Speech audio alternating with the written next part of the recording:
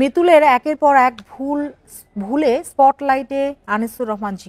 চারিদিকে দাবি উঠেছে তাকে ফেরানোর, তবে সাবেক অধিনায়ক ও গোলকিপার আশরাফুল রানা বলছেন জিকোকে ফেরানো সহজ হবে না। দলের উপর হামজার প্রভাব দেখে আমিনুল হক মনে করেন তাকে অধিনায়ক করা উচিত ম্যানেজমেন্ট। বাংলাদেশ সেটা মারতে পারছে কই।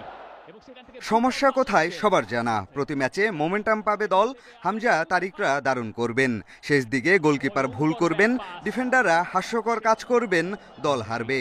এটাই নিয়তি, একটাই পরিণতি, হার। সিঙ্গাপুরের পর হংকং চায়না ম্যাচেও মিতুলের অমার্জনীয় ভুল। কেন এমন সময় যাচ্ছে? গোলবারের নিচে কি ভুল করছেন? গোলকিপার কোচ যাকেই নিয়োগ দেওয়া হয় তাকে যেন লম্বা সময় নিয়োগ দেওয়া হয়, যেন তাদের সাথে লম্বা সময় আসলে কাজ করার সুযোগ হয়। কারণ প্রত্যেকটা গোলকিপারের আসলে কিছু কিছু জায়গাতে দুর্বলতা থাকে। সেই জিনিসটা যদি যে রেগুলার গোলকিপারের কোচ থাকে সে আসলে বুঝতে পারে এবং সেইগুলো নিয়ে আসলে কাজ করার সুযোগ থাকে। কয়েকদিন আগেও জিকো ছিল দেশ সেরা কিপার, 2023 সাফের সেরা। তাকে ফেরানোর দাবি উঠেছে। কেন ফেরানো যাচ্ছে না তাহলে? শ্রাবণ সুজনকে সমাধানের ভালো অপশন বলছেন সাবেক অধিনায়ক। জিকোকে খেলাইতে গেলে, জিকোকে ন্যাশনাল টিমে আসলে খেলতে গেলে তাকে আরও বেশি অনুশীলন করতে হবে, বেশি পরিশ্রম করতে হবে, তাকে টপ পারফরমেন্স করতে হবে এবং ক্লাবে তার নিয়মিত খেলতে হবে।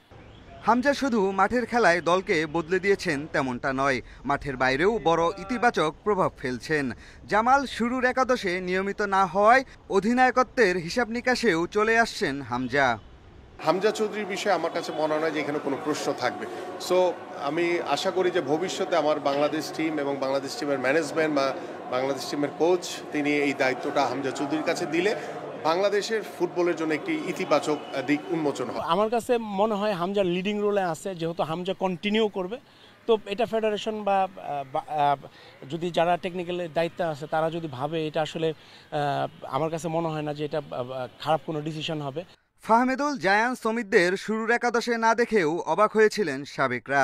হংকংয়ের বিপক্ষে ফিরতি লেগে সেই ভুল আর দেখতে চান না তারা। বাংলাদেশ সেটা মারতে পারছে কই। সমস্যা কোথায় সবার জানা। প্রতি ম্যাচে মোমেন্টাম পাবে দল। হামজা তারিকরা দারুণ করবেন, শেষ দিকে গোলকিপার ভুল করবেন, ডিফেন্ডাররা হাস্যকর কাজ করবেন, দল হারবে। এটাই নিয়তি, একটাই পরিণতি, হার। সিঙ্গাপুরের পর হংকং চায়না ম্যাচেও মিতুলের অমার্জনীয় ভুল। কেন এমন সময় যাচ্ছে?